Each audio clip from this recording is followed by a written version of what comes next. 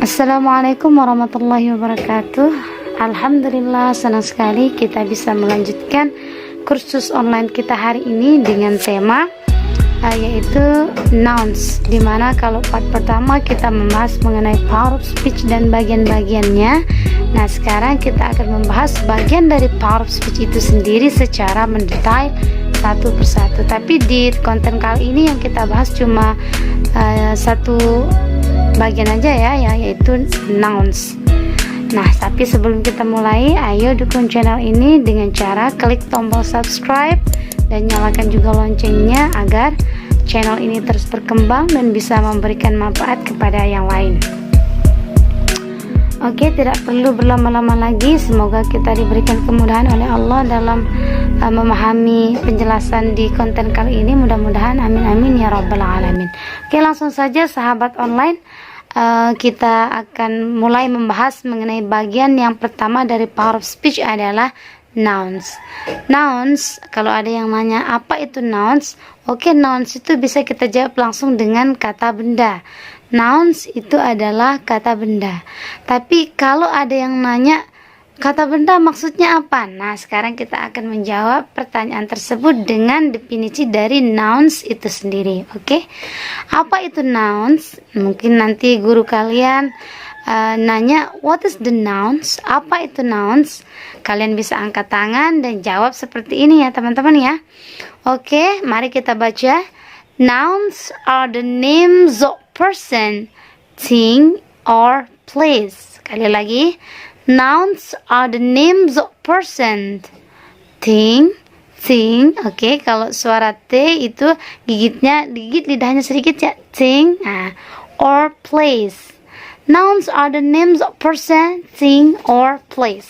Oke, jadi itu kalau guru kalian nanya seperti itu, angkat tangannya, coba jawab dengan seperti ini, oke? Nah, apa maksudnya? Oke, nouns are the names of person. Noun itu adalah nama-nama dari orang, thing, benda, or place, atau tempat. Jadi secara garis besar teman-teman, nouns itu adalah nama-nama orang, benda, dan tempat. Nah, sekarang, tapi nanti jangan sampai di sini teman-teman. Nanti setelah ini ada juga contohnya, ada 10 contoh nouns.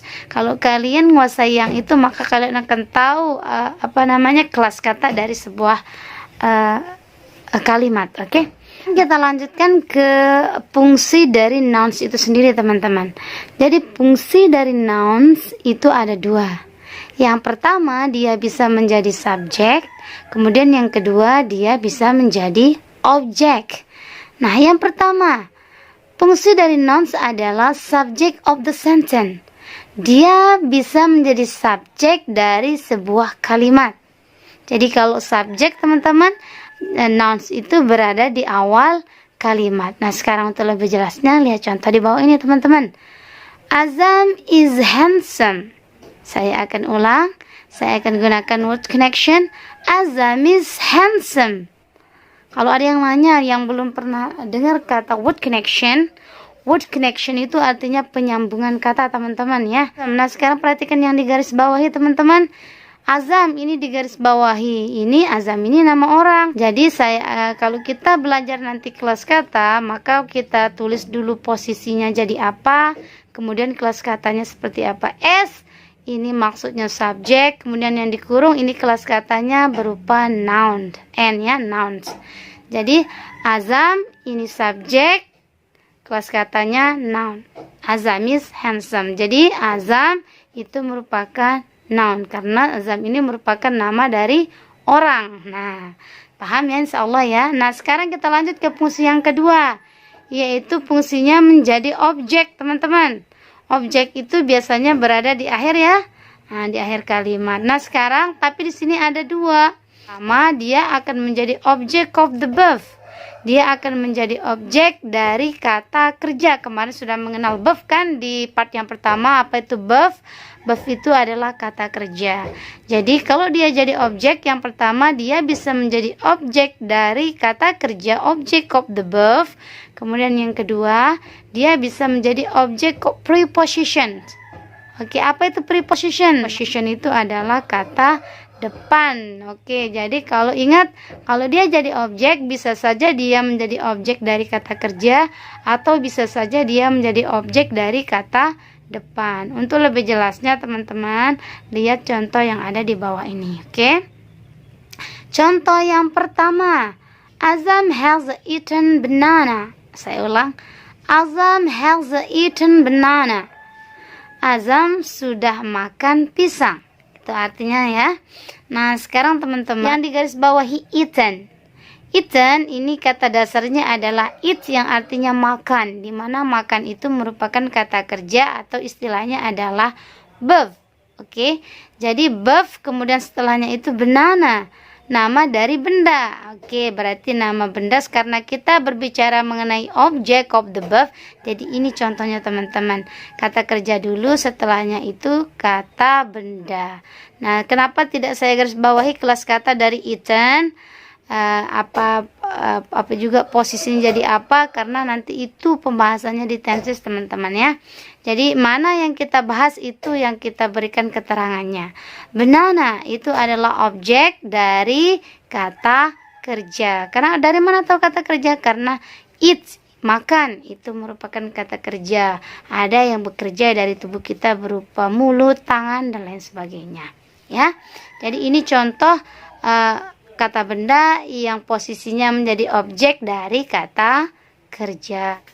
Nah, sekarang kita lihat contoh yang kedua. Oke, dimana contoh yang kedua adalah Azam is in the school.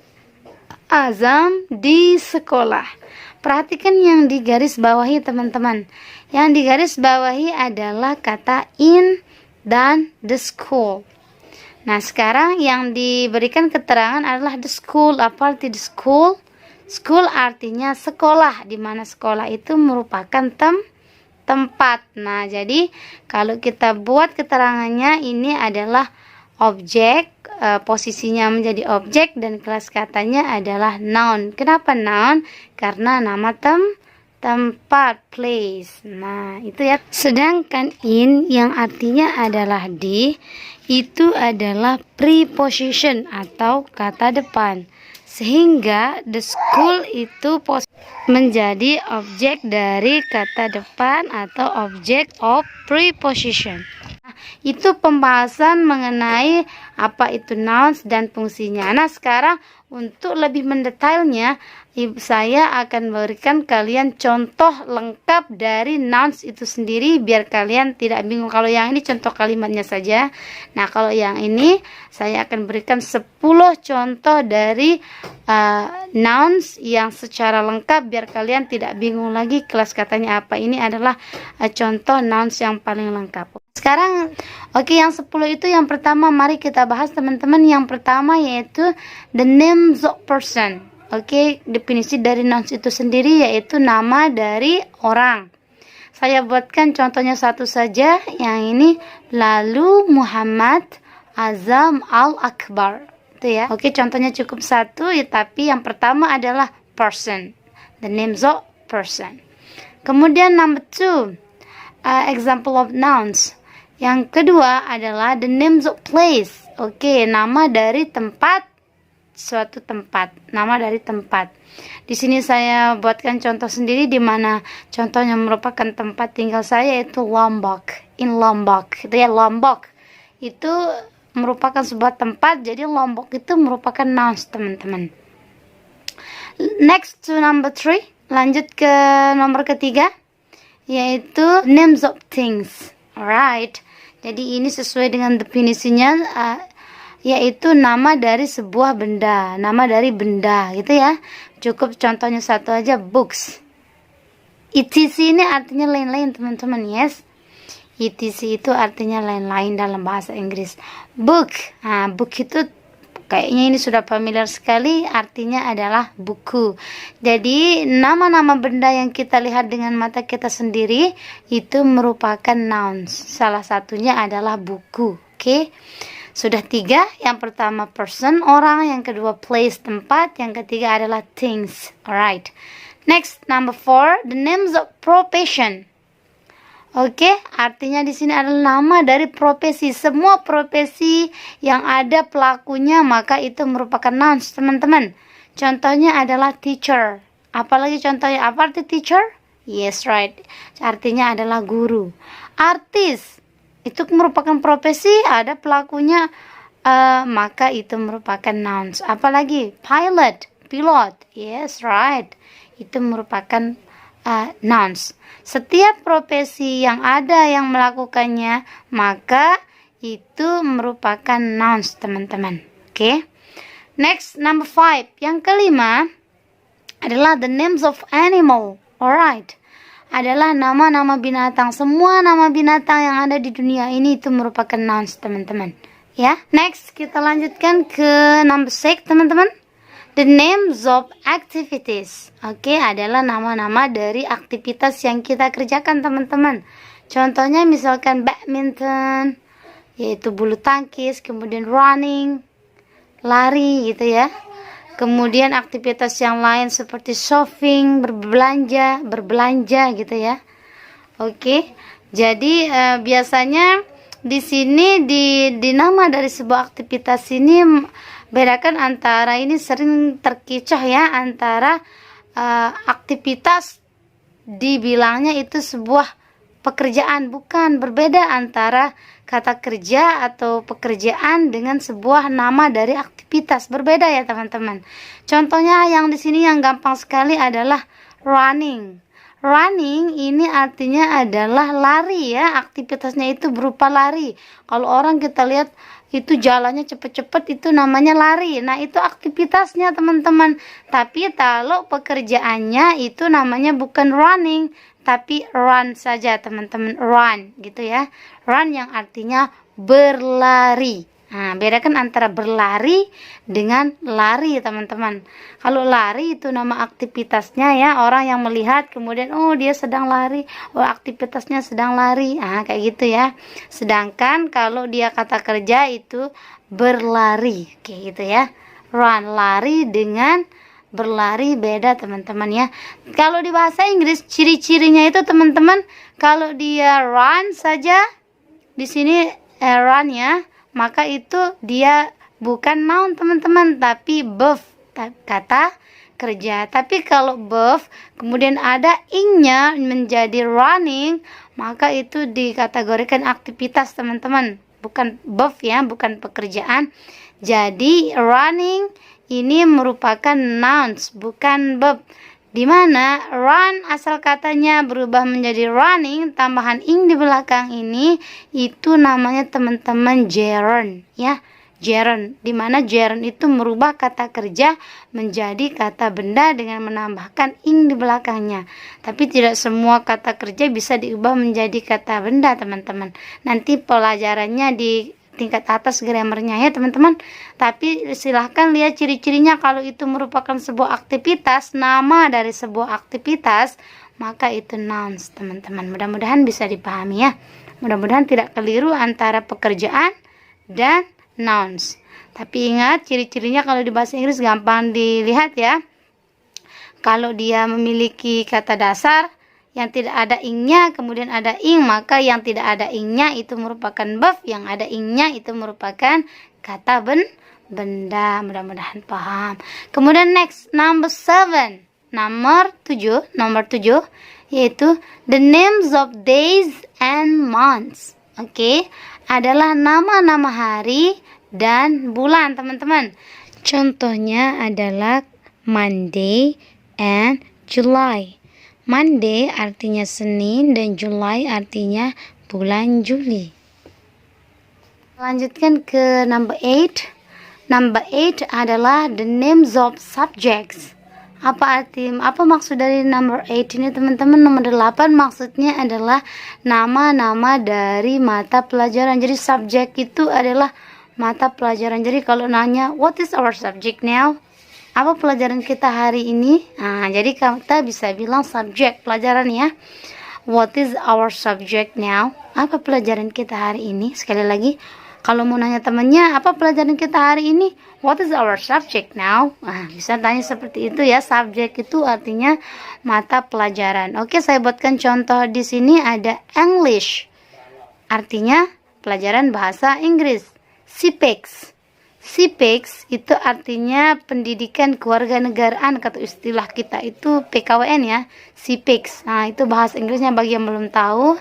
Kemudian ada chemistry. Chemistry.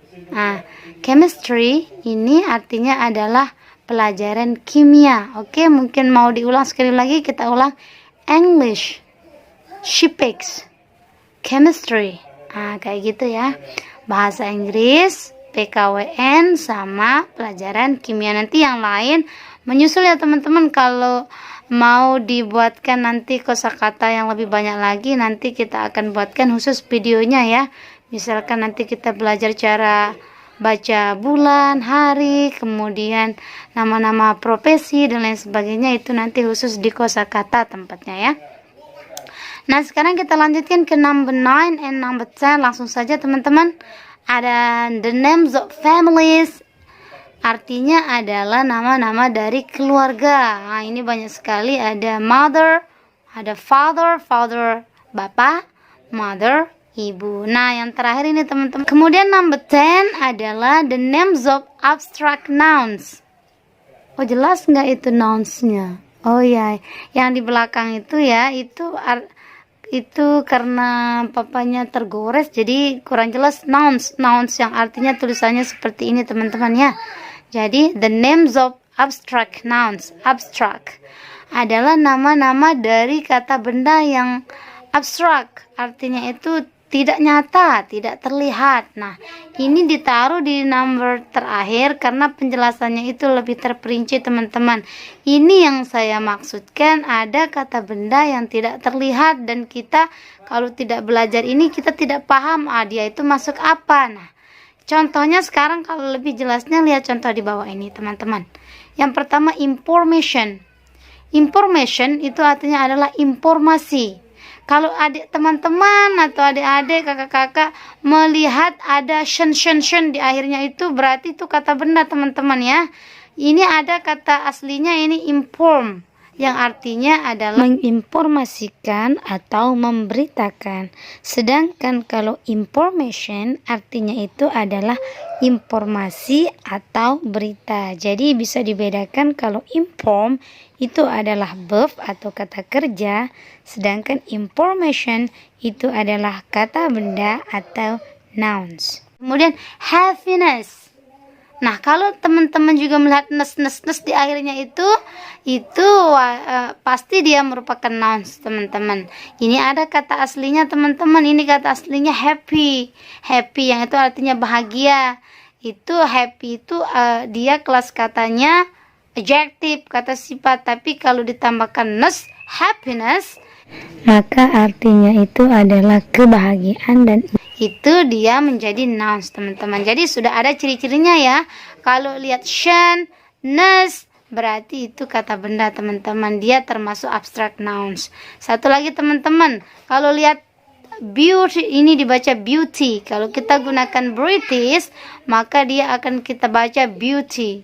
Tapi kalau kita menggunakan American language, maka kita akan bilang beauty.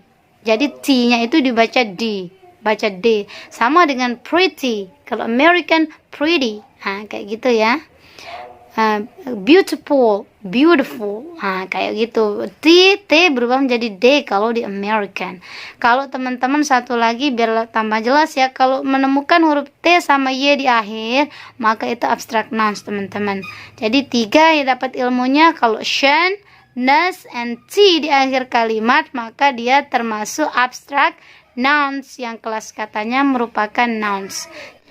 Dan arti kata dari beauty itu adalah kecantikan, dan arti dari kata similarity adalah kesamaan atau kemiripan. Jadi sudah jelas teman-teman. Contoh dari nouns itu ada 10. Kita ulang sedikit lagi biar tambah paham, yaitu ada person, nama orang, place, tempat, things, benda, kemudian profession adalah profesi, animal, Nah, binatang, activities adalah aktivitas kita. Kemudian days and months adalah nama hari dan nama bulan. Kemudian subject, nama dari pelajaran. Kemudian families, nama dari keluarga. Kemudian abstract nouns, yang contoh abstract nouns itu yang ada tambahan shen, ness, and t di akhir kalimat.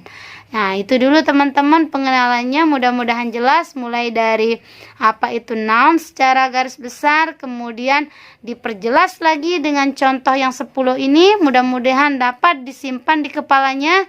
Jadi sudah tahu kelas katanya apa, tahu dulu teman-teman kelas katanya ini dasarnya ya. Nanti kalau ditanya ini apa, ada yang nanya, oh ini nouns. Nah, jadi nouns itu sudah tahu ya teman-teman ya.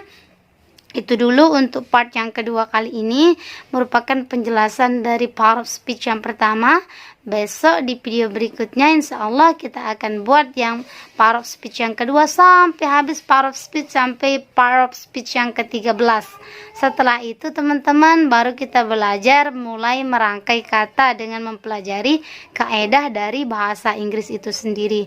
Jadi saya harapkan teman-teman jangan bosan belajarnya, karena belajar di tempat ini gratis teman-teman. Tapi mohon dukung channel ini dengan klik subscribe, kemudian bagikan. Mudah-mudahan kita semua diberikan kemudahan oleh Allah Subhanahu wa taala. Sampai di sini dulu videonya ya, sahabat belajar kursus online. Mudah-mudahan kita bisa berjumpa lagi di video berikutnya. Sampai ketemu di video berikutnya. See you next time and bye-bye. Wassalamualaikum warahmatullahi wabarakatuh.